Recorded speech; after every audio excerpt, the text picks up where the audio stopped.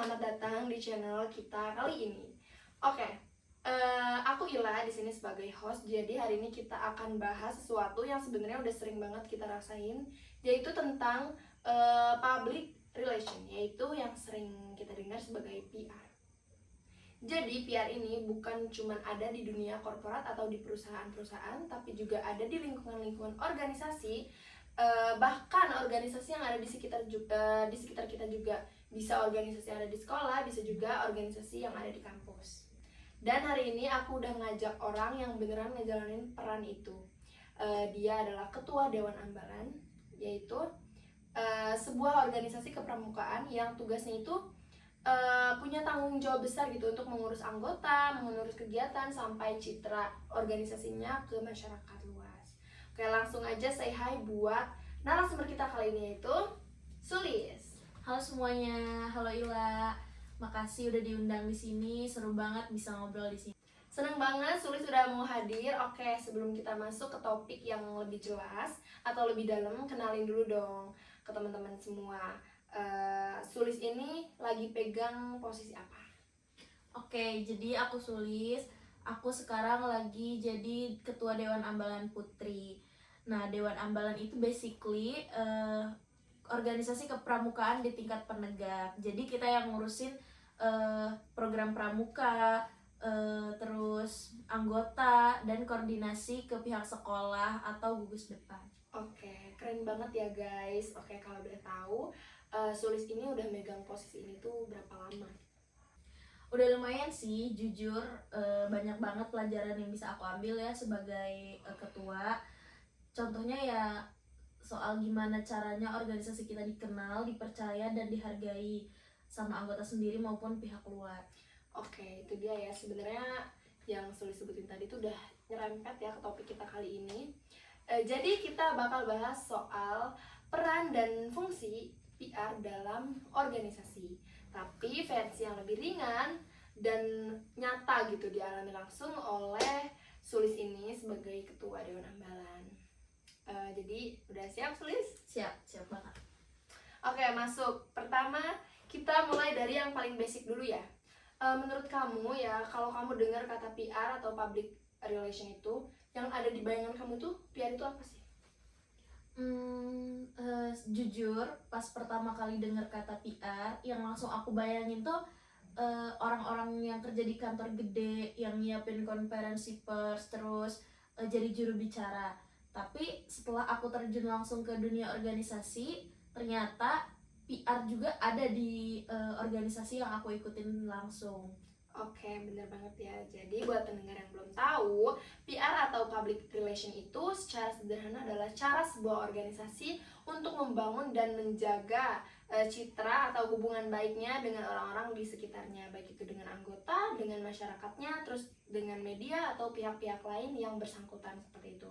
Tujuannya ya biar organisasi itu punya citra yang positif ya pasti, terus bisa juga dipercaya, terus komunikasinya juga bisa berjalan dengan baik. Nah, Sulis, kalau dikaitkan sama Dewan Ambalan nih, kira-kira PR itu muncul di bagian mana Dewan Ambalan sih?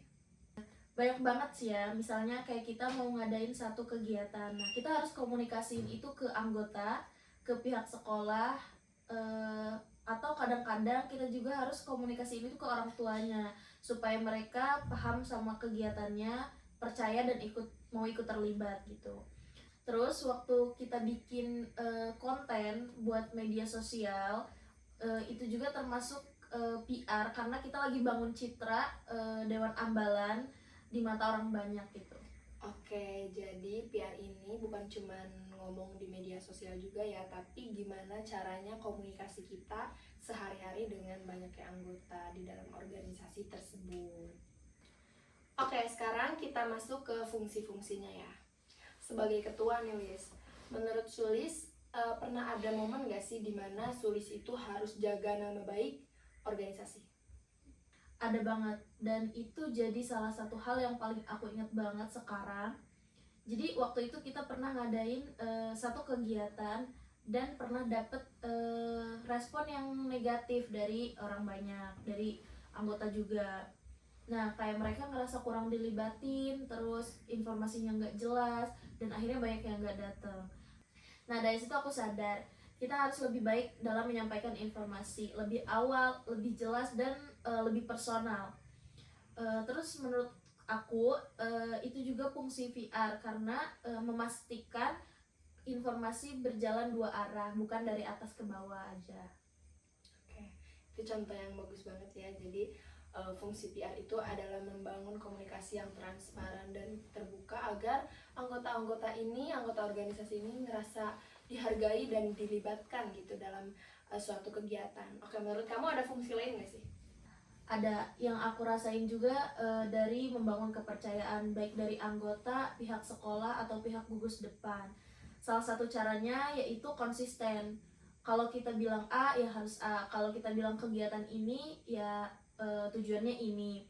Jadi kita buktiin kalau kita sering ingkar janji terus nggak konsisten, itu ngebikin apa ya, kepercayaan itu luntur gitu, terus susah dibangun. Oke, bener banget ya yang tadi disampaikan sama Sulis, itu adalah fungsi inti dari PR. Jadi kita harus membangun kepercayaan ke publik. Jadi publiknya ini anggota dan stakeholdernya itu adalah organisasi seperti itu. Nah, menurut Sulis nih, di Dewan Ambalan ini pernah nggak sih kamu sebagai ketua itu pengen banget organisasi kamu tuh dikenal lebih luas lagi, lebih banyak orang yang mengenal organisasi Dewan Ambalan ini? Pernah. Kita sering membuat dokumentasi kayak foto, video pendek, terus bikin konten yang menarik gitu buat kita posting di media sosial. Nah itu dampaknya juga lumayan, ada yang tertarik ikut kegiatan kita, ada yang jadiin itu referensi buat organisasi lain, atau yang mau bikin kegiatan serupa. Oke, itu disebut sebagai manajemen citra organisasi ya. Jadi kalau kita menanamkan citra yang baik di organisasi kita, itu bikin masyarakat juga kenal lebih baik juga ke organisasi yang kita tampilkan gitu di media sosial. Dan membangun citra Dewan Ambalan ini persepsinya baik gitu di mata masyarakat, seperti itu. Nah, yang bikin aku penasaran, di Dewan Ambalan ini ada jabatan khusus nggak sih buat ngurusin kasus-kasus kayak gini? Apa semua orang itu ikut andil gitu? Kalau di kita nggak ada istilah divisi PR lebih spesifiknya, tapi di kita ada sekretaris dan humas. Nah tapi kalau di Dewan Ambalan itu sekretaris itu dipanggilnya atau disebutnya krani. Krani itu apa? Krani itu tugasnya buat nyiapin surat menyurat informasi dari pihak luar maupun dari pihak dalam, untuk koordinasi ke pihak luar juga. Oke, jadi poinnya bagus ya. Jadi PR ini bukan cuma tanggung jawab satu orang atau satu divisi ya, tapi semua anggota organisasi ini secara nggak langsung dia itu adalah representasi dari organisasinya sendiri. Nah, kalau kata para ahli ini tuh disebut dengan everyone is a PR. Jadi semuanya itu bisa jadi PR gitu, bisa jadi public relation atau relasi di sebuah publik gitu. Tiap individu dalam organisasi ini berkontribusi pada citra yang terbentuk di mata publik. Jadi Sulis itu setuju nggak sama statement yang seperti itu? Aku setuju banget sih lah, dan itu juga yang aku terapin ke anggota-anggota aku. Kadang kan suka ada yang nggak sadar ya, suka ngeluh di media sosial atau ngomong hal negatif ke orang luar. Nah itu dampaknya bisa bikin luntur kepercayaan orang-orang terhadap organisasi kita gitu. Makanya penting banget nih ada komunikasi yang sehat di dalam organisasi, terutama antar anggota. Oke, poinnya bagus banget ya. Jadi kita mulai fokus di lingkungan yang internal dulu nih, sesama organisasi atau sesama anggota, baru kita ke eksternal, ke luar atau ke pihak luar seperti itu. Oke, kita masuk ke bagian yang paling aku penasaran ya, studi kasusnya.